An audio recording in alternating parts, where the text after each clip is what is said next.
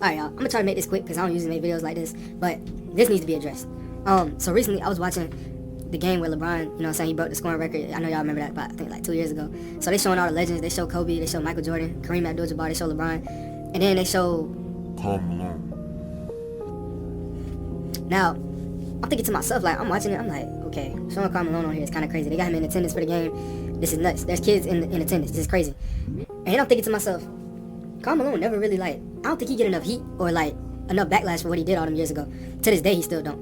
For those of you who don't know, at the age of 20, he was in college, Karl Malone Impregnated a 12-year-old girl.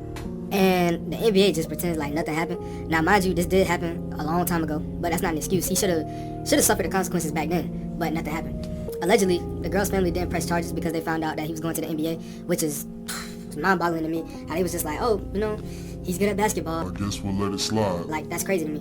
And then, on top of that, recently, like a month ago, the NBA just posted, oh, let's wish NBA Hall of Famer Karl Malone a happy 62nd birthday. Whole time I'm thinking, like, he should be serving 62 years in prison. But I don't know. It's so insane to me because you see how other leagues handle controversy like that. For example, the WWE with the Chris Benoit situation. For those of you that know, Chris Benoit was tweaking. He ended up, I don't know if I can say it, but he took it. Just do your research on that. He was tripping. He was bugging out. But the WWE completely erased his name from history. Like, you can't find anything on their website about Chris Benoit. He's taken out of record books, taken out of everything. Unless you just, like, they completely erased him from history. Same thing with the NFL with the O.J. Simpson situation. For those of you that don't know, in 1994, O.J. went on trial for the murder of his ex-wife and her best friend.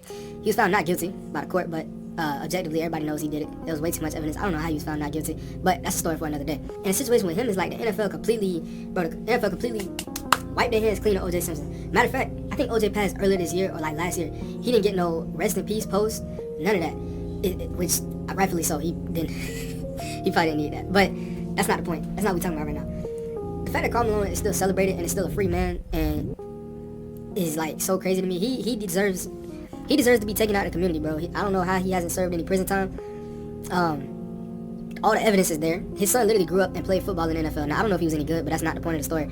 It's just crazy to me how they went about that situation like nothing happened. I truly think Karl Malone is a nasty individual and does not deserve to be free and walking around and celebrated like how he is, bro. It's crazy. The man literally did this. Like I said, he was like a freshman and sophomore in college. He ended up playing a 20-year basketball career after this.